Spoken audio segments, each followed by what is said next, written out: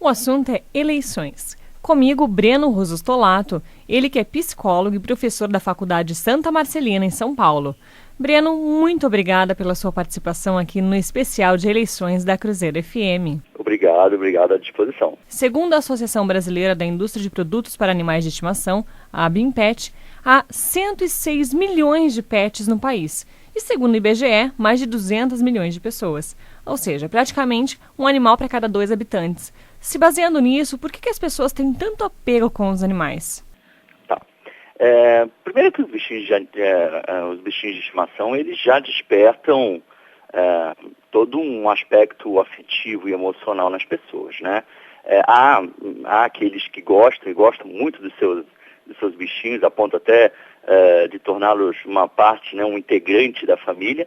E há algumas pessoas que não gostam tanto assim, mas de um modo geral, não há nenhum animalzinho que não desperte em nós, né, um sentimento mesmo de apreço, de apego, um aspecto afetivo.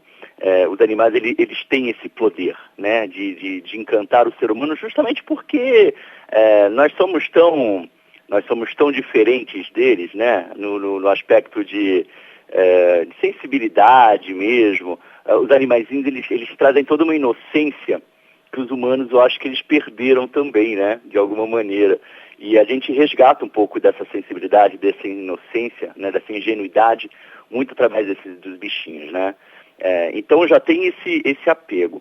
Tem uma outra questão também de que os animais, eles suprem de alguma maneira uma ausência, uma carência, né, afetiva.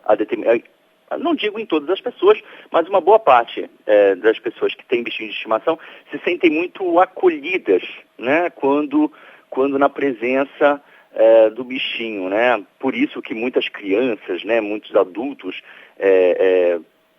criam esse laço afetivo tão grande com o animalzinho, porque ele está ocupando um espaço ali de uma outra pessoa, né? Ou está ocupando um espaço que antes era uma ausência para aquela pessoa, né? E aí esse vínculo vai se tornando cada vez maior, mais forte, né? E aí eu diria para você que os animaizinhos, eles ocupam de fato, né? Eles são determinantes para muitas pessoas, para que elas não entrem em depressão, por exemplo, né? Não fiquem, não sintam dor, sofrimento, não se sintam sozinhas, né? Com aquele sentimento de estar sozinha, solitária.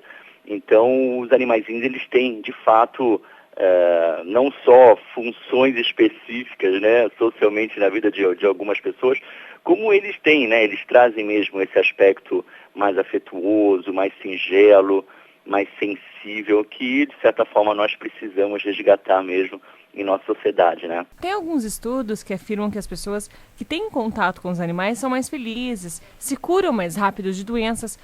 É um preenchimento de um sentimento e de uma total felicidade para a pessoa que está em contato com o animal? É isso mesmo. Haja vista até que você falou no tratamento, né? Algumas pessoas... Existem alguns tratamentos, melhor dizendo, que utilizam, por exemplo, cavalos, né? Hoje, eu estava até lendo recentemente o uso de alguns répteis, né? Cobras, lagartos, para o tratamento mesmo de algumas doenças, algumas deficiências, né? Físicas, mentais. Então, é interessante que os animaizinhos, eles ocupam, eles têm uma importância né, muito grande para algumas pessoas, e de fato eles conseguem cumprir esse papel de uma maneira muito, muito satisfatória. Breno, esse contato com os animais ele pode ser tão intenso a ponto de influenciar as decisões da vida de uma pessoa?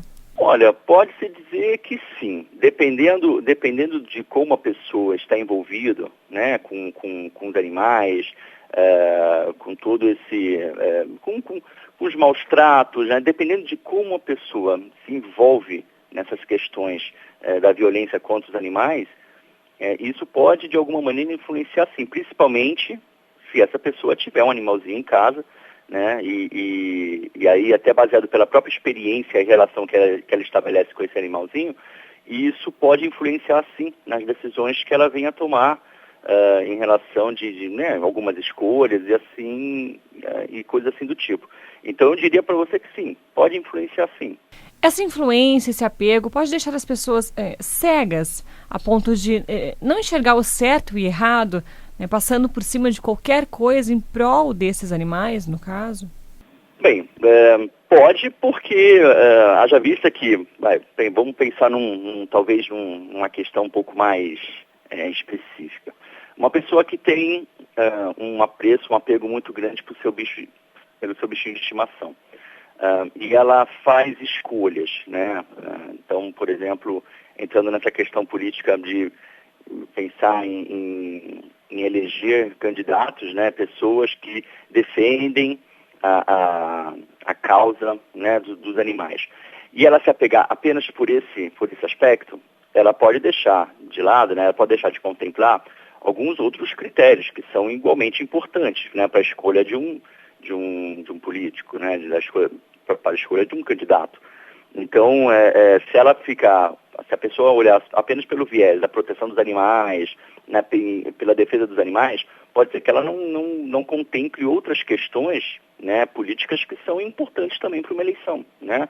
Isso está pegando um aspecto importante.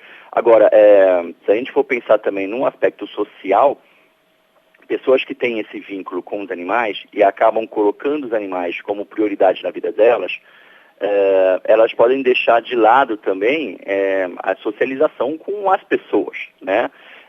Então coloca sempre os animaizinhos em primeiro plano, né? E aí as pessoas, né, familiares, amigos, pessoas próximas, ela vai se afastando. Aí também é uma coisa bem complicada, né? Existe a necessidade de ter discernimento, né?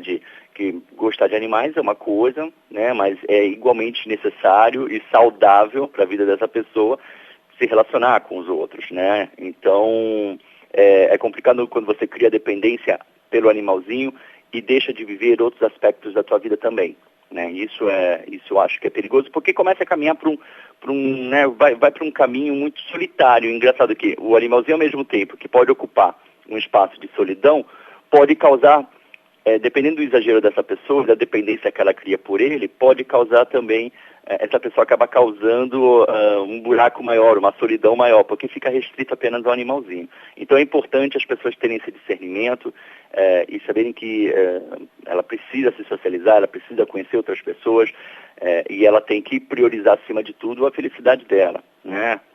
Então, sem colocar o animalzinho também como uma solução dos seus problemas, porque o bichinho ele não tem que cumprir esse papel, né? A pessoa que tem que ir em busca daquilo que ela acha importante para ela.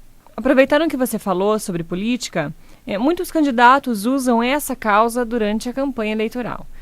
E uns falam a verdade, outros não, né? Como eleitor que tem uma relação tão afetiva com os animais, pode se precaver de aproveitadores e não deixar se influenciar por questões não relevantes? Eu acho legítimo, né, essas campanhas a favor dos animais, né, contra a violência aos animais. Eu acho isso super importante, enfim, e se isso é de fato defendido, né, pelo candidato, pela pessoa, de maneira verdadeira, convicta, ótimo. Só que muitas pessoas, como você bem ressaltou também, muitas pessoas utilizam desse recurso para angariar votos aí, para conseguir votos, e não necessariamente está preocupada, né, com aquilo que diz, não está preocupada com o bem-estar dos animais, enfim, e utilizam disso por quê? Porque sabem que tem um apelo afetivo por trás disso.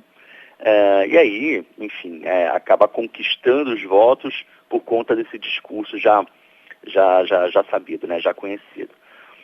Eu acho que para toda eleição, independente das propostas, né, do que os candidatos vêm a público falarem, né, do que eles falam, a gente tem que investigar muito bem esse discurso. Então, eu acho que toda eleição a gente tem que ter essa preocupação de pesquisar, de procurar saber quem é a pessoa, quais são os projetos de fato que ela já colocou em pauta, o que ela discute, quais são as ideias, as propostas, de fato, o que ela aprovou, o que ela não aprovou, qual é a participação política dela na sociedade brasileira, de fato, né?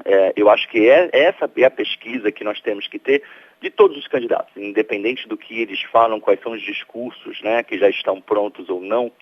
nós temos que ter esse olhar clínico, a gente tem que ter esse juízo de valor, né, esse juízo crítico a respeito dos candidatos e não se vender, né, e não se enganar por esses discursos prontos mesmo. Eu falo dos discursos prontos porque eu estou me baseando nas pessoas que utilizam de algumas falas, de alguns recursos, principalmente pensando aí nas questões dos animaizinhos, para conseguir esses votos. Isso daí eu acho que vai contra, né, qualquer aspecto democrático e não é legítimo, né, porque não é verdadeiro.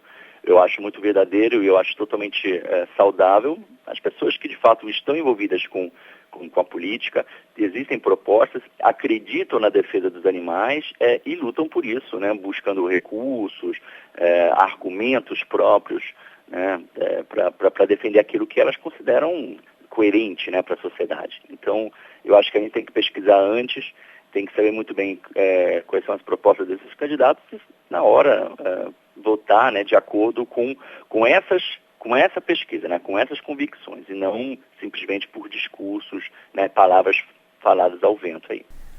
Não se basear somente nas campanhas feitas um pouco antes das eleições, mas prestar atenção em ações feitas em outros momentos, né? O histórico, né? Eu acho que são coisas que a gente tem que ter um pouquinho de atenção antes mesmo, é isso mesmo. Ok, Breno, muito obrigada pelas suas informações e pelo seu tempo aqui no especial Eleições da Cruzeiro FM. Um assunto pouco convencional, mas realmente muito relevante para as nossas eleições e para a escolha dos nossos representantes. Mais uma vez, muito obrigada. Obrigado você. Foi uma satisfação. Esse foi Breno Rosas Tolato, psicólogo e professor da Faculdade Santa Marcelina, em São Paulo.